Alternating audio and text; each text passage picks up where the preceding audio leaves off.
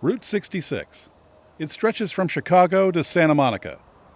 It was stitched together in the 20s from a collection of ordinary two-lane roads. It soon became the Mother Road. Millions used it to start a new life in the West.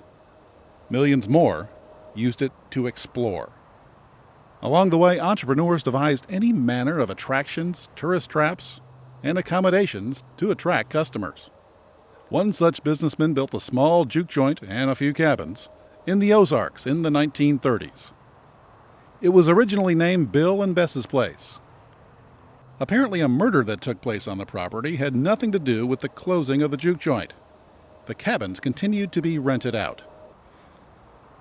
In 1951, John Dosh bought the place for $5,000.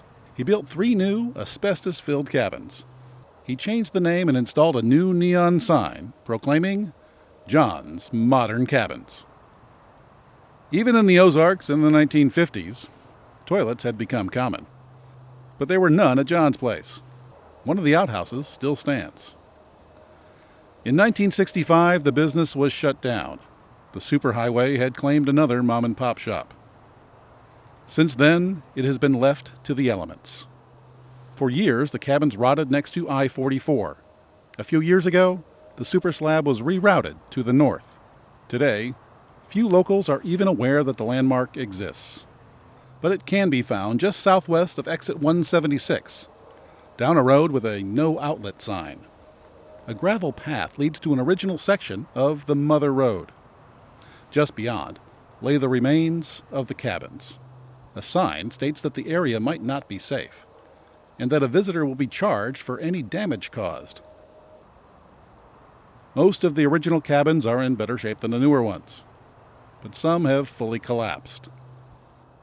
Some still have a few furnishings. This one has a fridge. Here's a bed. This is the remains of a couch. A chair decays outside. The outhouse is still in pretty good shape. These pictures were taken in December 2011. One day it was sunny, but it seemed more appropriate to be here on a cold, cloudy day. There is still some glass in the once neon-lit sign, and even a few light bulbs. No one else comes by. There's plenty of time to see what's left, to imagine who would have stayed here, and what that would have been like. It would have been a simple, basic place to watch the world go by.